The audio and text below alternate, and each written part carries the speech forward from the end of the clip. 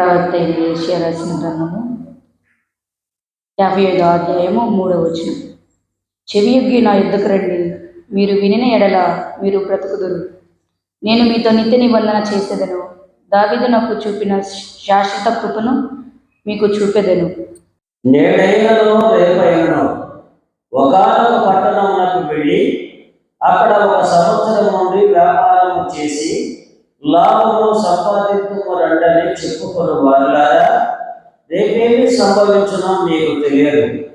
మీ జీవము ఏ పాటిది, మీరు కొంతసేపు కనబడి అంతలోనే మాయమైపోవు ఆవిరి వంటి వారే కనుక ప్రభు చిత్తమైతే మనము బ్రతికి ఉండి ఇది అది చేతమని చెప్పుకొనవలెను. ఆయన గ్రంథము విప్పగా ప్రభు ఆత్మ నా మీదనున్నది, బీదలకు సువార్త ప్రకటించుటకై ఆయన నన్ను అభిషేకించెను. చెరలోనున్న వారికి విడుదలను, గుడ్డి వారికి చూపును కలుగునని ప్రకటించుటకును, నలిగిన వారిని విడిపించుటకును, ప్రభు హితవత్సరము ప్రకటించుటకును ఆయన నన్ను పంపియున్నాడు అని వ్రాయబడిన చోటు ఆయనకి దొరికింది.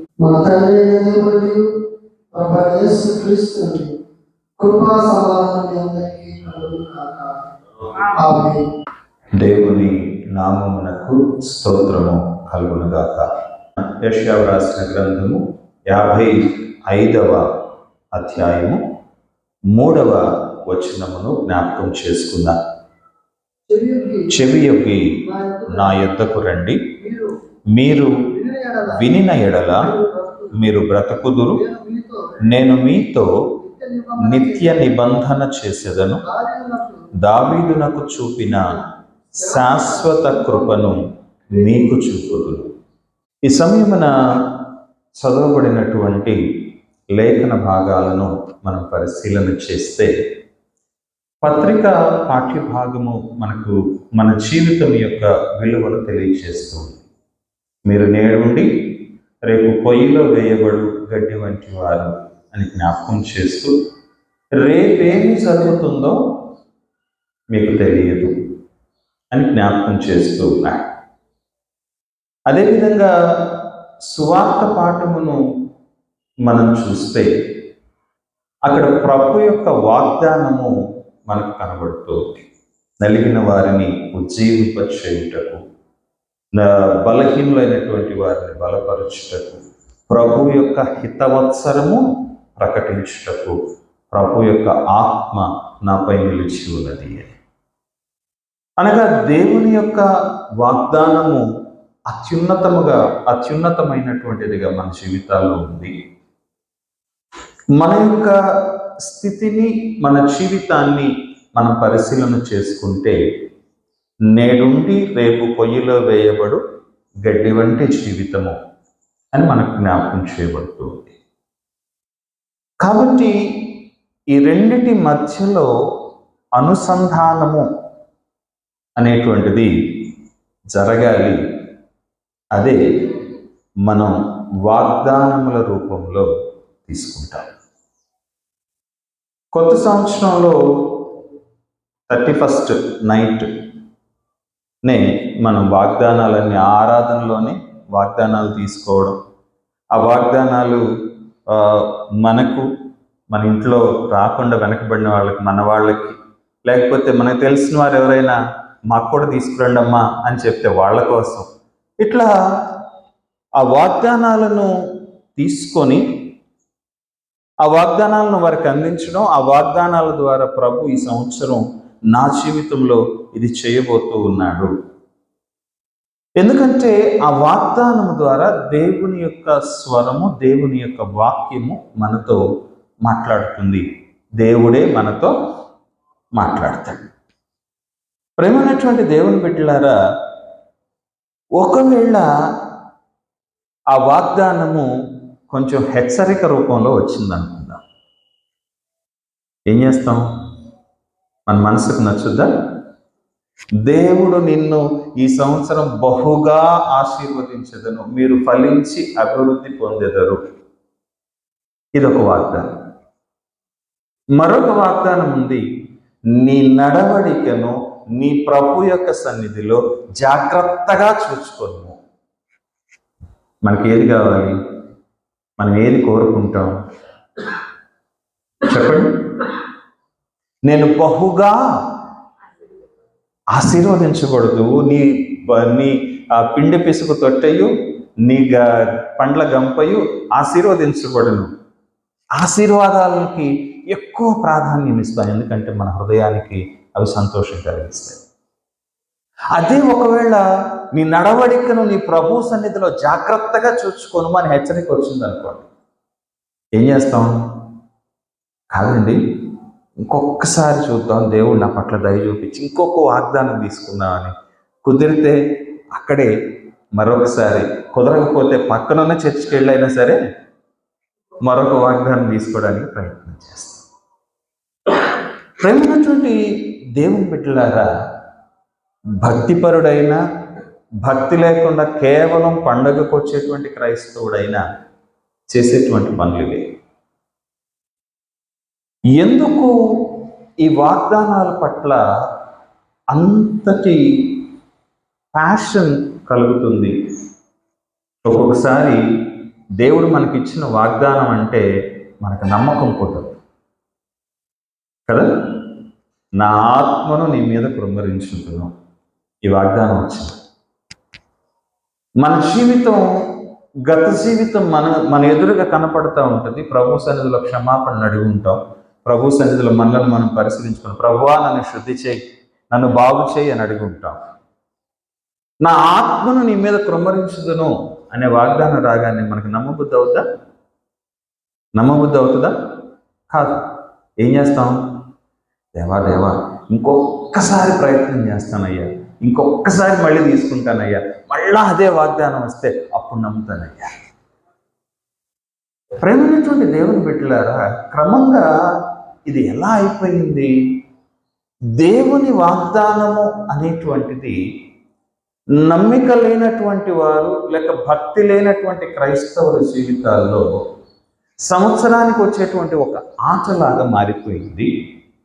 భక్తి కలిగిన క్రైస్తవుని యొక్క జీవితాల్లో ఆ సంవత్సరం ప్రభు నాతో ఏం మాట్లాడతాడో, నాకు నచ్చిన విధంగా మాట్లాడాలి అని అడిగే విధంగా మారిపోయింది. ఈనాటి ధ్యాన వాక్య భాగాన్ని మనం చూస్తే ప్రభువే ఒక నిత్యమైనటువంటి వాగ్దానం మనకు చేశాడు. ప్రభువే ఒక సత్యమైనటువంటి వాగ్దానాన్ని మనకు ఇచ్చాడు. చూడండి, 3వ వచనంలో ప్రభు చెప్పినటువంటి మాట, మీరు వినిన ఎడల మీరు బ్రతుకుదురు, నేను మీతో నిత్య నిబంధన చేసేదను, దావీదుకు చూపిన శాశ్వత కృపను మీకు చూపారు. సంవత్సరానికి పరిమితం అయ్యేది కాదు, ఒక సంవత్సరానికో ఒక కాలానికో పరిమితం అయ్యేది కాదు. మన జీవిత కాలం అంతా ఉండేటువంటి వాగ్దానాన్ని ప్రభు ఈరోజు మనకి ఇచ్చాడు. ఏమన్నాడు? నీ జీవితం ఎటువంటిదైనా నేను నిన్ను బ్రతికిస్తాను, నీ స్థితి ఎటువంటిదైనా నీతో నిత్యమైన నిబంధన చేస్తాను, నీ మార్గం ఎటువంటిదైనా దావీదుకు నేను చూపించాను శాశ్వతమైనటువంటి కృప, ఆ కృప నీకు నేను చూపిస్తాను. ప్రేమైనటువంటి దేవుని బిడ్డలారా, మంచి వాగ్దానం కదా. మన జీవితం అంతా నిలిచి ఉండేటువంటి వాగ్దానం ప్రభు ఇచ్చాడు. అయితే అదే వచనంలో అక్కడనే ఒక నియమాన్ని కూడా, కొన్ని నియమాలు కూడా మన కొరకు పెట్టాడు. చూడండి, ఇక్కడ మనం గమనించినట్లయితే మొట్టమొదటి మాట ప్రభు చెప్తున్న మాట, చెవియొగ్గి నా యొద్దకు రండి. చెవి యొగ్గటం అంటే ఏమిటి? శ్రద్ధ కలిగి వినడము, లేక వినుదాని యందు మనస్సుంచుకొని వినడం. ప్రేమైనటువంటి దేవుని బిడ్డలారా, మనం ఒకరితో ఒకరు మాట్లాడుకునేటప్పుడు లేదా ఒకరితో ఒకరు సంభాషణ చేసుకునేటప్పుడు మన మనస్సు పరిపరి విధాల ఆలోచన చేస్తూ ఉంటుంది కదా. అవతల వారు ఏదైతే మాట్లాడతారో దానికి ఎటువంటి సమాధానం నేను ఇవ్వాలి, అవతల వారు అడిగినటువంటి ప్రశ్నలకు లేక అవతల వారు నా వైపు వేలెత్తి చూపించి చేసేటువంటి నిందలకు నన్ను నేను డిఫెండ్ ఎలా చేసుకోవాలి, నేను ఎలాంటి సమాధానం చెప్పాలి. ఈ ఆలోచనలన్నీ మన వెనక బ్రెయిన్లో రన్ అవుతూ ఉంటాయి, మనకు వెనక రన్ అవుతూ ఉంటాయి. వాటన్నిటి క్రోడీకరించి ఒక మంచి సమాధానాన్ని సిద్ధపరచుకొని మనం మాట్లాడతాం. కానీ ప్రభు ఇక్కడ ఏమంటున్నాడు తెలుసా? నీవు వినేదాని యందు మనస్సు ఉంచు. అంటే నీ ఆలోచనలు నీకు సంబంధించినటువంటి నీ హృదయంలో నీకు కలిగేటువంటి పర్సెప్షన్స్ లేక రిపర్కేషన్స్ ఏవైతే ఉన్నాయో, అంటే ప్రతిస్పందనలు ఏవైతే ఉన్నాయో వాటన్నిటిని తీసి పక్కన పెట్టు. వాటన్నిటిని విడిచిపెట్టి నీవు శ్రద్ధ కలిగి నీ మనస్సుంచి నా మాటను విను. ప్రభు యొక్క మాట వినేటప్పుడు ఏం చేయాలట? మన ఆలోచనలో నుంచి ప్రభు మాటలు, ప్రభు యొక్క వాక్యాన్ని చూడకూడదు, వినకూడదు. ఎర్ర సముద్రపు ఒడ్డున ఇశ్రాయేలీలందరూ వచ్చారు, ఐగుప్తు నుంచి బయలుదేరి. ఆ ఐగుప్తు సైన్యము వెనకటి భాగాన వారిని తరుముకుంటూ వస్తూ ఉండగా వారు ఆ సైన్యమును చూచి ఇశ్రాయేలీలందరూ కూడా అనుకుంటూ ఉన్నారు, ఇటువైపు చూస్తే సముద్రము, మరొక వైపు చూస్తే సముద్రము లాంటి ఐగుప్తు సైన్యము, మధ్యలో మేము ఇరుక్కుపోయాం, వాళ్ళు మమ్మల్ని చంపేస్తారు. దేవుని బిడ్డలారా, ఆ సమయంలో ఇశ్రాయేలు సమాజమంతా సణుగుకుంటూ మోషే వైపు చూచి అడుగుతూ ఉంది, ఐగుప్తులో సమాధులు చేయడానికి సమాధులు చాలవన మమ్మల్ని ఇక్కడికి తీసుకుని వచ్చావు. మోషే దేవుని సన్నిధిలో మోకరించాడు. ప్రభు అంటున్నాడు, నా వైపు ఎందుకు చూస్తావు? లేచి నీ చేతిని సముద్రం వైపు చాపు. నీ చేతికి నేను నీకు ఇచ్చినటువంటి చేతి కర్రను సముద్రం వైపు చాపు, సముద్రము నీకు దారిస్తుంది. అప్పుడు మోషే లేచి నిలబడి ఒక మాట అన్నాడు, ఇశ్రాయేలీయులారా, మీరు ఊరక నిలుచుండి దేవుడు మీ దేవుడైన యెహోవా మీ ఎడల జరిగించు కార్యమును చూడండి. ఏమన్నాడండి? మీరు ఊరక నిలుచుండి మీ దేవుడైన యెహోవా మీ కొరకు చేసేటువంటి కార్యాన్ని చూడండి. ఆ మాటను విన్నప్పుడు ఇశ్రాయేలీయులందరూ ఏమనుకుని ఉంటారు? ప్రేమైనటువంటి దేవుని బిడ్డలారా, ఈ మోషే ఇలా చెప్తున్నాడు ఏంటి, ఇలాంటి మాటలు మాట్లాడుతున్నాడు ఏంటి అనుకున్న వారు ఉండే ఉంటారు కదా. మోషే ఈ విధంగా మమ్మల్ని చెప్తూ ఉన్నాడు. ఒకవైపు ఏమో చావు తరుముకుంటూ వస్తుంది, మరొక వైపు తప్పించుకునేటువంటి మార్గం లేకుండా ఉంది. ఇప్పుడు మా స్థితి ఏమిటి? మోషేనేమో మీరు ఊరక నిలుచోండి, ఏం చెయ్యక్కర్లేదు మీరు అంటున్నాడు. నమ్మదగినట్లుగా ఉందా? నమ్మదగినట్లుగా లేదు. ప్రేమైనటువంటి దేవుని బిడ్డలారా, ఒకవేళ మోషే కూడా ఇలాగా ఆలోచించి ఉంటే ఎర్ర సముద్రము చీల్చబడేది కాదు. మోషే ఏమీ ఆలోచించలేదు. ప్రభు తనతో చెప్పిన మాట, నీ చేతి కర్రను ఎర్ర సముద్రం వైపు చాపు అని చెప్పాడు. ఏమీ ఆలోచించకుండా ఆ కర్రను చాపాడు. దేవుని కార్యము ప్రారంభమైంది. ఈనాడు దేవుని సన్నిధిలోనికి వచ్చి దేవుని వాక్యాన్ని, వాగ్దానాలను తీసుకుంటూ ఉన్నటువంటి మనం దేవుని యొక్క మాటను వినడానికి మన ఆలోచనలను పెడుతూ ఉన్నామేమో ఆలోచన చేద్దాం. మన ఆలోచనలలో నుంచి ప్రభు యొక్క వాక్యాన్ని పరిశీలన చేస్తూ ఉన్నామేమో ఆలోచన చేద్దాం. ఎందుకంటే ప్రభు యొక్క వాక్యము మనకు జ్ఞాపకం చేస్తూ ఉంది, నీవు నా మాటలు వినునప్పుడు, నా వైపు నీవు చూచినప్పుడు నీ ఆలోచనలను పక్కన పెట్టు. ప్రార్థన చేసేటప్పుడు మన ఆలోచనలోంచి ప్రార్థన చేస్తామా, లేకపోతే దేవుని సన్నిధిలోనికి దేవుని వైపు చూస్తూ ప్రార్థన చేస్తామా? చెప్పండి. మన ఆలోచనల్లోంచి మనకున్న కష్టాలు, మనకున్న బాధలు, మనకున్నటువంటివన్నీ మనకు గుర్తొస్తూ ఉంటాయి.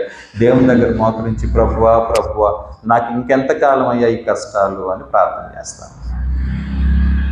లేకపోతే ప్రభువా ప్రభువా నేను ఎందుకు ఈ విధంగా ఉండాలయ్యా, ఈ స్థితిలోనికి నేను ఎందుకు వచ్చానయ్యా అని ప్రార్థన చేస్తాను. వీటన్నిటిని విడిచిపెట్టి అసలు ప్రభు నీతో ఏం మాట్లాడుతున్నాడో అది వినేటువంటి హృదయం నీకు కావాలి. ప్రభు అదే మాట ఇక్కడ జ్ఞాపకం చేస్తూ ఉన్నాడు, చెవి యొగ్గి నా మాటను నా యొద్దకు రండి. ప్రేమైనటువంటి దేవుని బిడ్డలారా, గమనించండి. చెవి యొగ్గి అనగా మన మనస్సును ప్రభు మీద నిలుపుకొని ఎక్కడికి రావాలట? ప్రభు యొద్దకు రావాలి. చాలామంది క్రైస్తవుల జీవితాల్లో శ్రద్ధ ఉంటుంది. శ్రద్ధగా ప్రతిదినము దేవుని వాక్యాన్ని పరిశీలన చేస్తాం, శ్రద్ధగా ప్రార్థన చేస్తాం, శ్రద్ధగా మనల్ని మనం దేవుని యొక్క సన్నిధిలో ప్రార్థన చేయడానికి, వాక్యం చదవడానికి, దేవుని యొక్క వాక్యాన్ని తరచి చూడటానికి ప్రయత్నం చేస్తాం.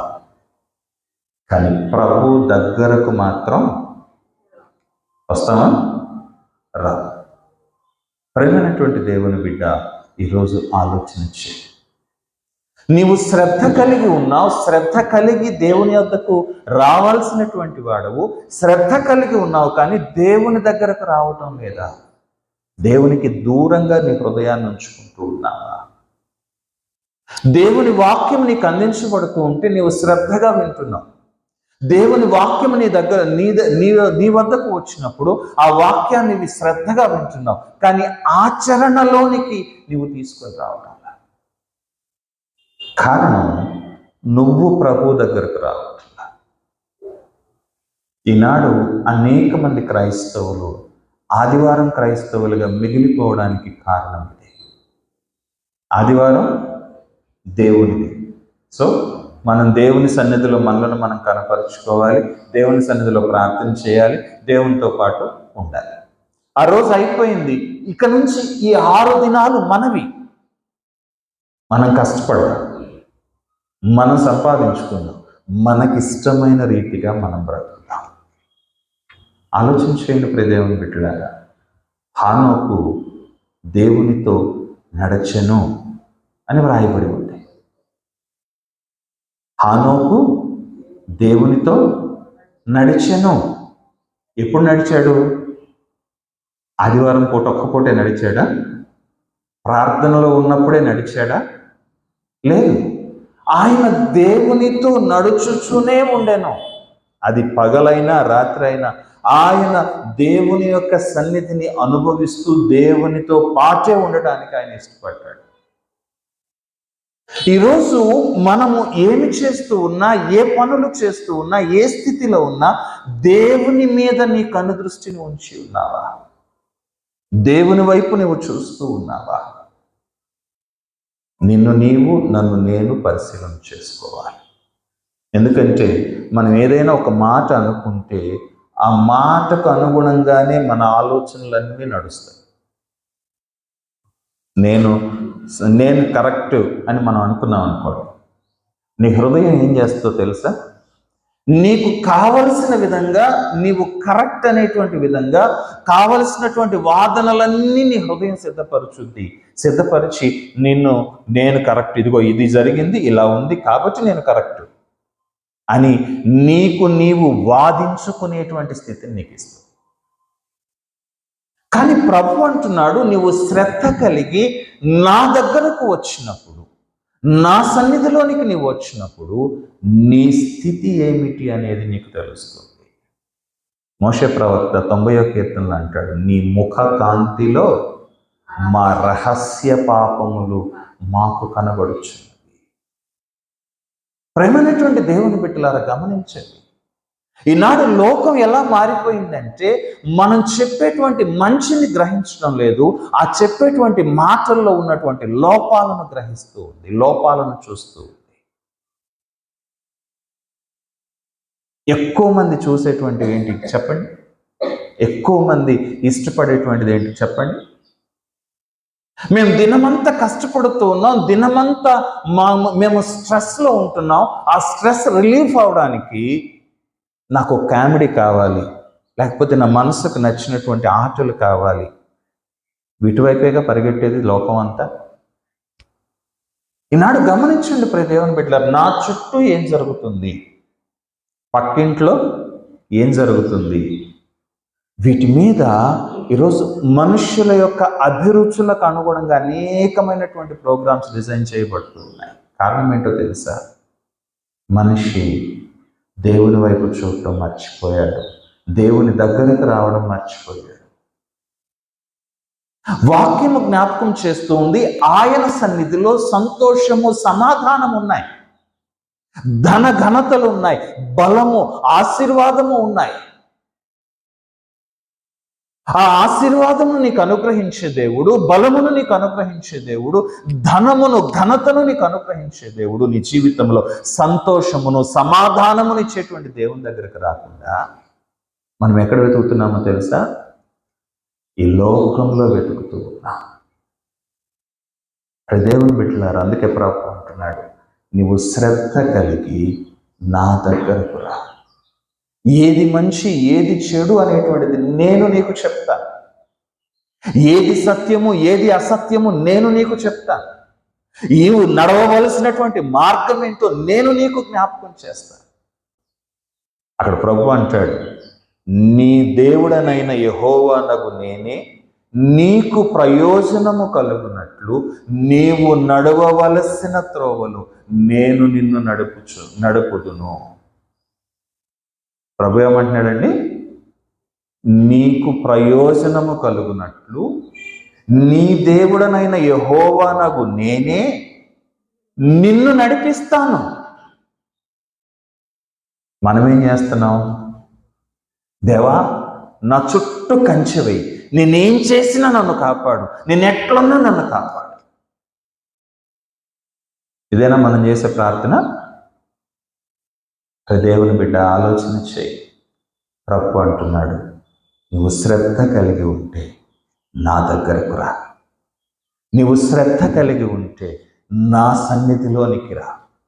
నా సన్నిధిలో నేను నీకు సమాధానం ఇస్తాను, నా సన్నిధిలో నీకు సంతోషం ఇస్తాను. నీవు నడవాల్సినటువంటి త్రోవలో నేను నిన్ను నడిపిస్తాను. ఒకవేళ అది చీకటిగానే కనిపించవచ్చు, ఒకవేళ అది ఇబ్బందికరంగానే కనిపించవచ్చు, ఆ మార్గం ఇబ్బందికరంగానే ఉండొచ్చు కదా. దేవుడు అబ్రహామును ప్రభు పిలిచాడు. ప్రభు పిలిచినప్పుడు అబ్రహాంకి ఎటు వెళ్తున్నాడో తెలుసా? ఆయన ఉన్నటువంటి ప్రదేశాన్ని దాటి బయటకు వెళితే మొత్తం ఎడారే. ఆ ఎడారిలోనే నడుచుకుంటూ వెళ్ళాడు, ఆ ఎడారిలోనే దేశాలు తిరిగాడు, ఆ ఎడారిలో నుంచే ఆ ప్రభు నడిపించిన త్రోవలోనెల్లా నడిచాడు. చివరికి ఏం జరిగిందో తెలుసా? ప్రభు ఆయన్ను ఆశీర్వదించింది. ఎంతగా ఆశీర్వదించాడో తెలుసా? అబ్రహాము కాపర్లకు ఆయన సహోదరుని కుమారుడైన లోతు యొక్క కాపర్లకు జగడం వచ్చిందట.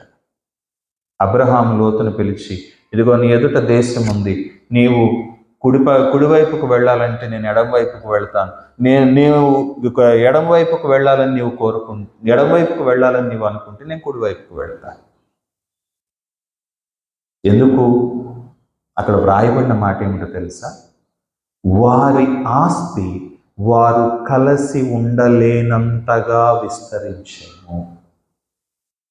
అబ్రహాము, లోతు ఇద్దరు కలిసి దేవునిని స్తుతిస్తూ ఉన్నప్పుడు, దేవునితో పాటు దేవుడు నడిపించినటువంటి మార్గంలో నడిచినప్పుడు వారు ఎంతగా ఆశీర్వదించబడ్డారట? వాళ్ళిద్దరూ కలిసి ఉండలేనంత విస్తారమైన ఆస్తి వారికి లభించిందట. దేవుని బిడ్డ, ఈరోజు ప్రభు దగ్గరకు నీవు వస్తున్నావా? ప్రభు అంటున్నాడు, నేను నీకు ఇచ్చిన వాగ్దానాన్ని నీవు స్వతంత్రించుకోవాలంటే నీవు శ్రద్ధ కలిగి ఉండాలి. శ్రద్ధ కలిగి నా దగ్గరకు రావాలి. ప్రభు దగ్గరకు వచ్చి ఏం చేయాలి? 3వ వచనంలో చూడండి, ప్రభు అన్న మాట, మీరు వినిన ఎడల. ప్రేమైనటువంటి దేవుని బిడ్డలారు, ఇక్కడ ప్రభు చెప్తూ ఉన్న మాట ఏంటి? మొట్టమొదట శ్రద్ధ కలిగి ఉండాలి. చెవి యొక్కి శ్రద్ధ కలిగి నీ మనఃపూర్వకముగా దేవుని దగ్గరకు వచ్చి ఏం చేయాలట? ఆయన మాటలు వినాలట. ప్రేమైనటువంటి దేవుని బిడ్డలారా, గమనించండి, ఆయన స్వరాన్ని వినేటువంటి హృదయము మనము కలిగి ఉండాలి. పద్మసు ద్వీపంలో పరిశుద్ధుడైన యోహాను దేవుని యొక్క దివ్యమైనటువంటి దర్శనాన్ని, పరలోక దర్శనాన్ని పొందుకుంటూ ఉండగా దేవుని యొక్క అగ్రదూత ఆయనకు సంఘాలకు చెప్పేటువంటి మాటలను ఆయన వింటూ రాసుకున్నాడు. ప్రతి సంఘానికి వారి వారి ధన్యతలను, వారి వారి లోపములను, వారికి ఇవ్వబోయేటువంటి ఆశీర్వాదాలను చెప్తూ ఉన్నటువంటి వ్రాసినటువంటి యోహాను భక్తుడు ప్రతి సంఘానికి ఒకే ఒక మాట కామన్గా రాశాడు. మీరు చదవండి, ప్రకటన గ్రంథం 2వ అధ్యాయంలో మనం చూస్తే ప్రతి సంఘానికి ఒకే ఒక మాట వ్రాశాడు కామన్గా. ఏమిటది? ఆత్మ సంఘములతో చెప్పుచున్న మాట చెవి గలవాడు వినుగాక. అంటే దేవుని దగ్గరకు వచ్చినప్పుడు ఆయన స్వరాన్ని వినడానికి మన హృదయము సిద్ధపరచబడాలి. ఆయన దగ్గరకు వచ్చినప్పుడు ఆయన స్వరాన్ని వినడానికి మన హృదయాన్ని సిద్ధపరచుకొని ప్రభు యొక్క మాటల కొరకు శ్రద్ధగా కనిపెట్టేవాళ్ళం కావాలి. ఎందుకంటే దేవుని బిడ్డలారా, అవి నీకు ప్రయోజనము కలిగించేటువంటి మాటలు, నీకు కీడు చేసేటువంటివో హాని చేసేటువంటివో కాదు. అందుకే ఇశ్రాయేలీయుల యొక్క రాజుల చరిత్రను, అంతకుముందు న్యాయాధిపతుల చరిత్రను మీరు గమనించండి. యెహోవా యొద్ద విచారణ చేయుదము రండి. ప్రభు దగ్గరికి వెళ్ళి ప్రభు ఏం చెప్తున్నాడు, ఆ ప్రభు మాట విందాం రండి. ముందు దేవాలయానికి వెళదాం, యాజకులను అడుగుదాం, వారు మనతో, దేవుడు మనతో వారి ద్వారా చెప్పేటువంటి మాటలను విని దాని ప్రకారం నడుచుకుందాం. యుద్ధానికి వెళ్ళమంటే వెళ్ళారు, వద్దు అంటే ఆగారు. నిజమేనా?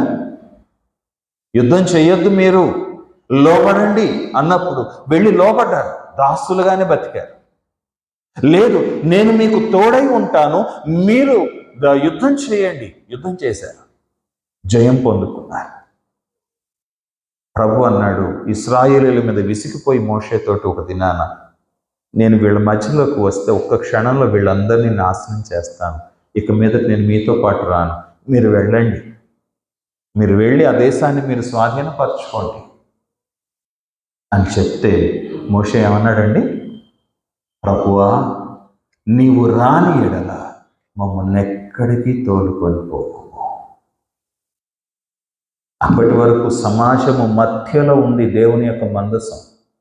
అప్పటి వరకు సమాజం యొక్క మధ్య భాగంలో దేవుని యొక్క పరిశుద్ధ మందసం ఉంది. ప్రభు అంటున్నాడు, నేను మీతో పాటు రా. మిమ్మల్ని చూస్తే, మీ కార్యాలు చూస్తే, మీ పనులు చూస్తే నాకు అసహ్యం వేస్తుంది, నేను వెళ్ళిపోతాను, నేను ఇక్కడే ఉంటాను, మీరు వెళ్ళిపోతే. ప్రభు అంటాడు, మోషే అంటాడు, అయ్యా నీ పరిశుద్ధ గ్రంథంలో, నీ జీవ గ్రంథంలో నా పేరు తుడిపి పెట్టావు, ఒప్పుకుంటా, కానీ నువ్వు మాత్రం మాతో పాటు రాయ్యా. నీ స్వరం వినకపోతే, నీ నడిపింపులు లేకపోతే, మేము ఎక్కడికి వెళ్ళి ఎంత స్వాధీనం చేసుకున్నా, ఎంత గొప్పవాళ్ళమైనా అది ఉపయోగం లేదయ్యా. ప్రేమైనటువంటి దేవుని బిడ్డ, వాక్యం ఏం చెప్తూ ఉందో తెలుసా? ఆయన వారిని శిక్షింపకుండా ఆయన ఏర్పరుచుకున్న మోషే ఆయన సన్నిధిని అడ్డుపడెను. వినేవాళ్ళు ఒకళ్ళు ఉంటే దేవుని సన్నిధిలో ఆ దేశం బాగుపడుద్ది, ఆ దేశం రక్షించబడుతుందట. దానియేలు ప్రార్థన చేస్తూ ఉన్నాడు. దానియేలు ప్రార్థన చేస్తూ ఉండగా దేవుని యొక్క దూత దిగి వచ్చి దానియేలుతో మాట్లాడుతూ ఉంది, దానియేలు నీవు బహుప్రియుడవు, కాబట్టి నువ్వు ప్రార్థన చేయడం మొదలు పెట్టగానే నీతో మాట్లాడుటకు వెళ్ళవలనని ఆజ్ఞ మాకు వచ్చింది. దేవుని బిడ్డలారా, దానియేలు ఏం చేశాడండి? దేవుని సన్నిధిలో మోకరించి, ప్రభువా 70 సంవత్సరముల శిక్షాకాలము పూర్తి అవ్వచ్చు ఉన్నదయ్యా, మేము పాపం చేశాం, మేము దుర్మార్గులమే, మమ్మల్ని క్షమించు, కానీ నీ స్వరాన్ని, నీ నడిపింపును మాకు వినిపించు. ఆయన స్వరాన్ని వినేటువంటి బిడ్డలంగా మనం ఉండాలి. ప్రేమైనటువంటి దేవుని బిడ్డలారా, చాలా సింపుల్ థింగ్స్ కదా. ప్రభు చెప్పిన మాట, శ్రద్ధ కలిగి ఉండండి, నా దగ్గరకు రండి, నా మాట వినండి. కష్టమైంది ఏమన్నా ఉందా మన దగ్గర? కానీ ఇవే బహు కష్టమైనటువంటివి. ఎప్పుడో తెలుసా? నీ హృదయం వేరొక దాని మీద ఉన్నప్పుడు, నీ హృదయం వేరొక చోట ఉన్నప్పుడు, నీ హృదయం వేరొక విషయాన్ని గురించి ఆలోచన చేస్తూ ఉన్నా, ప్రేమైనటువంటి దేవుని బిడ్డ, ఈరోజు ఆలోచన చేద్దాం. ప్రభు అంటున్నాడు, శ్రద్ధ కలిగి, నా మీద శ్రద్ధ కలిగి ఉండి నా దగ్గరకు వచ్చి నా మాటను వింటే నువ్వు బ్రతుకుతావు. నీతో నిత్యమైన నిబంధన చేస్తా. ఈ రోజు ఉండి రేపు, ఈ సంవత్సరం ఉండి వచ్చే సంవత్సరం మళ్ళా క్రొత్తగా నీకు ఇంకొక వాగ్దానం ఇస్తానని కదా ప్రభు చెప్తాను. ఇక్కడ నుండి నీతో నిత్యమైనటువంటి నిబంధన చేస్తా. నీ జీవిత కాలం అంతా నా సన్నిధిలో నిందారహితుడవై నా బిడ్డగా నువ్వు బ్రతుకుతావు. దావీదుకు చూపిన శాశ్వతమైనటువంటి కృప. ఎటువంటి కృప అండి? దావీదుకు చూపించింది శాశ్వతమైనటువంటి కృప. గతంలో మనం ధ్యానం చేసాం.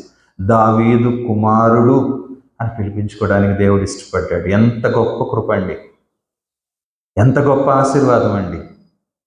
ఈ సృష్టి ఉన్నంత వరకు, ఈ ప్రపంచం ఉన్నంత వరకు, పరిశుద్ధ గ్రంథం చదువుతూ ఉన్నటువంటి వాళ్ళు ఉన్నంత వరకు, ఈ పరిశుద్ధ గ్రంథం ఉన్నంత వరకు ప్రభువుని గురించి చెప్పబడే మాటలు ఏ మాట ఉంటుంది? దావీదు కుమారుడు. దావీదుకి ఎంత కృప చూపించాడు, దానికి అర్హుడేనా? కానీ ఆయన శాశ్వతమైనటువంటి కృపనిచ్చాడు. తన పేరుగా ఆ దావీదు యొక్క పేరును తన పేరుగా పెట్టుకున్నాడు. ప్రభు అంటున్నాడు, ఆ కృప నేను నీకు చూపిస్తాను. ప్రేమైనటువంటి దేవుని బిడ్డలారా, ఈరోజు ఆలోచించేద్దాం. ప్రభు అడుగుతూ ఉంది చాలా సింపుల్ థింగ్స్. నీ హృదయాన్ని ఎక్కడో పెట్టద్దు. శ్రద్ధ కలిగి నా దగ్గరకు రా. శ్రద్ధ కలిగి నా మాట విను. నేను నిన్ను ఆశీర్వదిస్తాను. అట్టి ఆశీర్వాదముల చేత మనము నింపబడి ఫలించులాగా పరిశుద్ధాత్మ దేవుని కృప మనల్ని దర్శించి ఆశీర్వదించునుగాక. ఆమేన్.